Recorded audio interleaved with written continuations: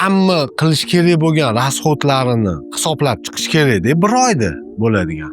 Undan tashqari orttirib qo'yadigan, o'zi ajratib yig'adigan pulni ham 10% ni ham to'g'irlab qo'yib hisob-kitobini qilib olib, o'zini ishini ham o'sha 5-10% plus yoki minusga ishlashini bilgan holda shundan kelib chiqib kredit olish kerak ekan deb ot tashurmasdan. Uni qaytimi bor? Olgandan keyin qaytishi bor-ku. Keyin u kredit yopaman deb hamma bilan urushadi, to'polon qiladi, asabiy yuradi, topgan pulini boshqa rasxodlarga ishlatishga majbur. Force major holatlar bor-ku. Bola kasal bo'ladi, ayolida mazasi bo'lmay qoladi, ota-onasini sog'lig'ida muammoli bo'ladi. O'zbekning nimasi ko'p, har xil xarajatlari ko'p. Mehmondorchilik bilan bog'liq-da.